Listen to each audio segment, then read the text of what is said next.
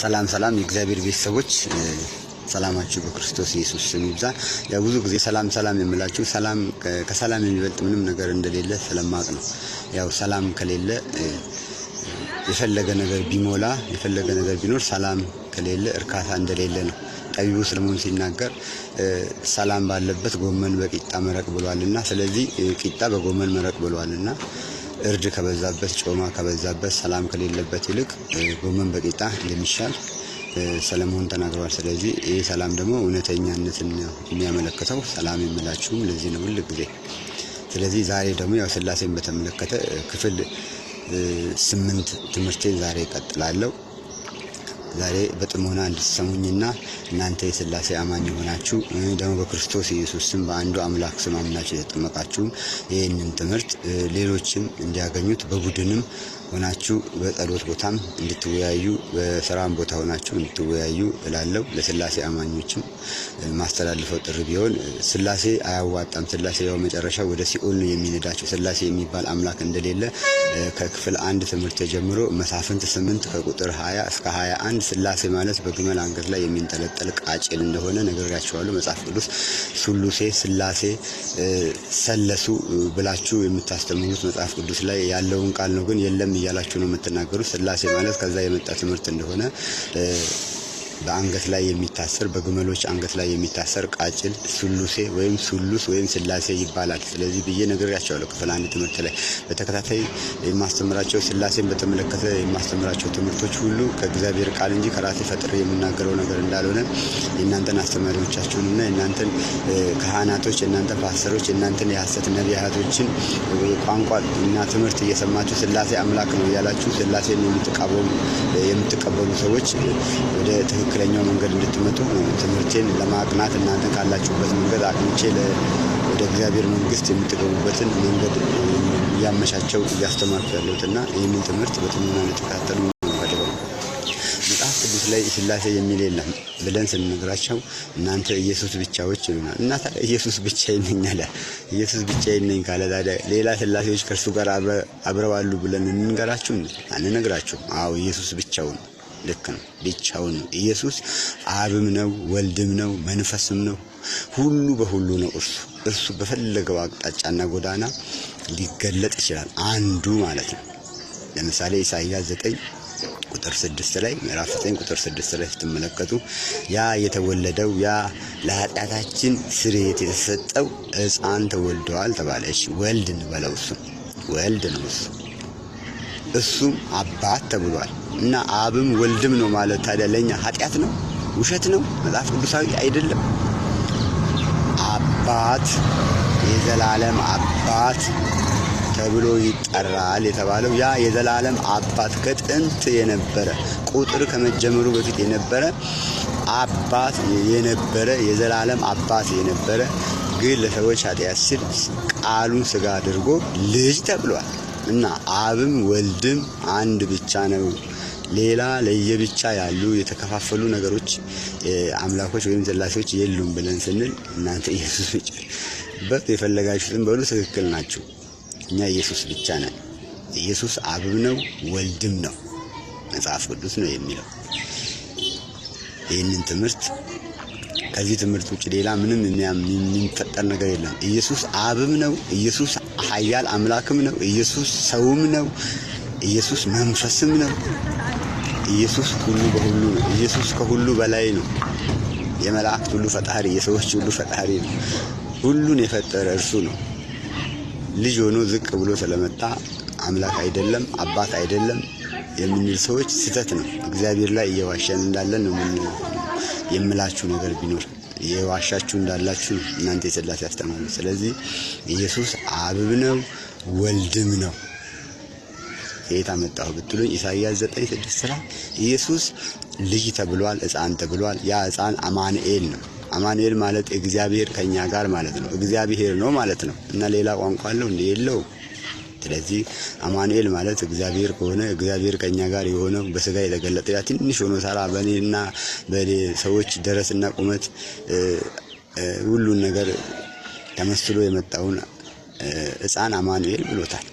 ስለዚህ አማኑኤል ማለት ትርጉሙ አለ መልአኩ ነው። ከመልአኩ በላይ እንግዲህ እኛ እናውቃለን አለ መልአኩ ነው ተልኮ የመጣው። የምስራች የተናገረው መልአክ ነው የተናገረው፣ ገብርኤል ነው የተናገረው። ስለዚህ ያ የተወለደው ሕፃን እንዳንሳሳት እግዚአብሔር ከኛ ጋር ነው፣ አማኑኤል ነው ስሙ። አማኑኤል ማለት ትርጉሙ ደግሞ እግዚአብሔር ከኛ ጋር ነው። አለቀ። እግዚአብሔር በሰማይም አለ፣ እግዚአብሔር በአማኑኤልም ሆኖ በልጁ ተገልጧል፣ አማኑኤልም ሆኖ ታይቷል። ሌላው ስላሴያውያን የተሸወዱበት ትምህርት ማቴዎስ 28 ቁጥር 19 ላይ ነው። ኢየሱስ ክርስቶስ አብም ወልድም መንፈስም እንደሆነ እዛ ጋር ተናግሯል። ማቴዎስ 28:19 ላይ ኢየሱስ አብም ወልድም መንፈስም እሱ እንደሆነ ተናግሯል። ምን አለ? ሂዱና አሕዛብን አለ በአብ በወልድ በመንፈስ ቅዱስ ስም፣ በአብ ስም አላለም፣ በወልድ ስም አላለም፣ በመንፈስ ቅዱስ ስም አላለም። በአብ በወልድ በመንፈስ ቅዱስ ስም እያጠመቃችሁ ደቀ መዛሙርቴ አድርጉ አለ። አየ ደቀ መዛሙርቴ አድርጉ፣ የኔ ተከታዮች አድርጉ፣ እኔን የሚያምኑ ሰዎች አድርጓቸው ነው ያለው። ግን እናንተ ደግሞ አብ ሌላ ወልድ ሌላ መንፈስ ሌላ ብላችሁ በሌለ ባልተሰጠ ስም እያጠመቃችሁ ነው። የአብ ስም አይደለም፣ አብ የሚባለው ስም አይደለም፣ ወልድም የሚባለው ስም አይደለም፣ መንፈስም የሚባለው ስም አይደለም።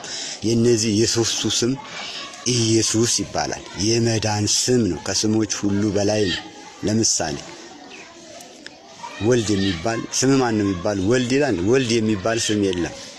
የወልድም የአብም የመንፈስ ቅዱስም ስም ኢየሱስ ይባላል። ኢየሱስ አብም ነው፣ ኢየሱስ ወልድም ነው፣ ኢየሱስ መንፈስም መሆኑን ነው እዛ ጋር የሚያሳየው። በስሙ ንስሐና የኃጢአት ስርየት በማን ስም? በአብ ስም፣ በወልድ ስም፣ በመንፈስ ቅዱስ ስም፣ በተለያዩ ስሞች ሳይሆን በአንዱ ስም። በጌታ ስም ከተባለ ጌታ ጌታ የሚባል ስም የለም። የስልጣን ስም የኃይል መግለጫ የስልጣን መግለጫ እንጂ የጌታ ስም ከተባለ ስም አለ። የጌታ ከተባለ ቀጥሎ ስሙ ማን ነው? ስሙ ዳሽ ላይ ይሞላል ማለት ነው፣ ኢየሱስ ይባላል። ስለዚህ ሉቃስ 24 ላይም ክርስቶስ መከራን ይቀበላል በሶስተኛው ቀን ከሙታን ይነሳል ይልና በስሙ ንስሐና የኃጢአት ስርየት ከኢየሩሳሌም ጀምሮ በማን ስም? ያ በተሰቀለው ስም። የተሰቀለው ሲባል ስም አለው። የተገረፈው ሲባል ስም አለው። ስሙ ማን ነው? ኢየሱስ ይባላል። በስሙ ንስሐና የኃጢአት ስርየት ከኢየሩሳሌም ጀምሮ ይሰበካል ከተባለ ያ የእግዚአብሔር ስም ነው። የአብ ስም፣ የወልድ ስም፣ የመንፈስ ቅዱስ ስም ኢየሱስ ነው። ከዚህ ውጭ ሌላ እግዚአብሔር የተገለጠበት ስም የለም። ከስሞች ሁሉ በላይ የሆነው ኢየሱስ የሚለው ስም የማዳን ስም ነው። የሁሉን ቻይነት ስም ነው። የሁሉ በሁሉ ስም ነው። ስለዚህ ይህንን ትምህርት የምትሰሙ ሰዎች ሁሉ ስላሴ አስተማሪያን ትምህርት እንድትርቁና ወደ እውነተኛ ወደ አንዷ ቤተክርስቲያን ሐዋርያት ወደ ሰበኩት፣ ነቢያት ወደ ሰበኩት፣ ዳዊት ወደ ሰበከው፣ ኢሳይያስ ወደ ሰበከው፣ እዝራ ወደ ሰበከው፣ ኢያሱ ወደ ሰበከው፣ ጠቢቡ ሰለሞን ወደ ሰበከው፣ ኢዮብ ወደ ሰበከው ወደ ብቸኛ ወደ አንዱ አምላክ ተሰበሰቡ ዘንድ እላችኋለሁ። ከዚህ ውጭ እግዚአብሔር ሌላ መንገድ የለውም። አንድ ሃይማኖት ነው ያለው፣ አንድ ጥምቀት ነው ያለው፣ አንድ ህዝብ ነው ያለው። እግዚአብሔር አንድን ህዝብ ለመውሰድ ነው የሚመጣው። ለተለያዩ ሰዎች ወንጌልን አልሰጠም። ለ12ቱ ነው ወንጌል የሰጠው። 12ቱ ከሰበኩት ወንጌል ውጭ ሌላ የሚሰበክ ወንጌል የለም። 12ቱ ሐዋርያት ከሰበኩት ውጭ እኛ ከሰበክነው ውጭ የሚሰብክ ቢኖር የተረገመ ይሁን ብለዋል። ስለዚህ ይህንን ወንጌል በአቋራጭ መጥተው በአቋራጭ እየገቡ የሚሰብኩላችሁ የሚያስተምሯችሁ ሰዎች እነሱ የተረገሙ ናቸው። ፓስተሮቻችሁ የተረገሙ ናቸው። ነቢያቶቻችሁ የተረገሙ ናቸው። ካህናቶቻችሁ፣ ቄሶቻችሁ የተረገሙ ናቸው። ለምን ቢባል መጽሐፍ ቅዱስ ለሐዋርያት የተሰጠውን ወንጌል ትተው ሌላ ወንጌል እየሰበኩ ነው ያሉት። ስለዚህ መላእክት እንኳን መጥተው ቢሰብኩ የተረገሙ ይሁኑ ብሏል። ገላትያ ምዕራፍ 1 ላይ ከቁጥር 1 ጀምሮ ወደታች እየወረዳችሁ ታነቡ እኛ ከሰበክንላችሁ ወንጌል ውጭ ብሎ ጳውሎስ ተናግሯል። ጳውሎስ ከሰበከ ወንጌል ውጭ የእውነት ወንጌል የሚባል የለም። ስላሴ የሚባል ወንጌል የለም። ጥምቀት በኢየሱስ ስም ነው። ጳውሎስ የተጠመቀው በኢየሱስ ስም ነው። የሐዋርያት ሥራ ምዕራፍ 22 ቁጥር 16 ጥምቀት ያድናል፣ ጥምቀት አያድንም ትላላችሁ እናንተ የሥላሴ አማንያን።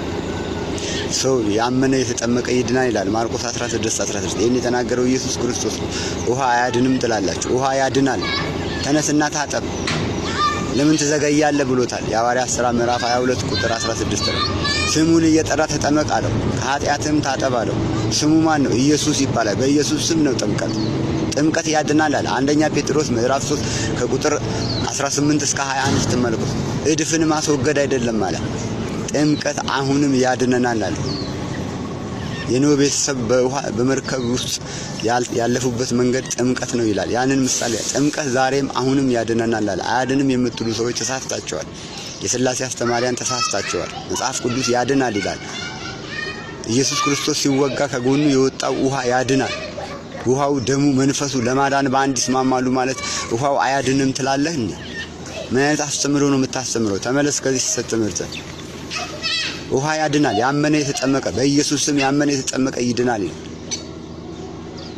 እንዴት አያድንም? ውሃ አያድንም እንዴት ትላለህ? ኢየሱስ ክርስቶስ ውሃ ያድናል። ኢየሱስ ክርስቶስ አፈር ያድናል። የፈለገው ነገር ያድናል ካለ አምነ መቀበልና ያን ነገር መተግበር እንጂ አያድንም እንዴት ትላለህ?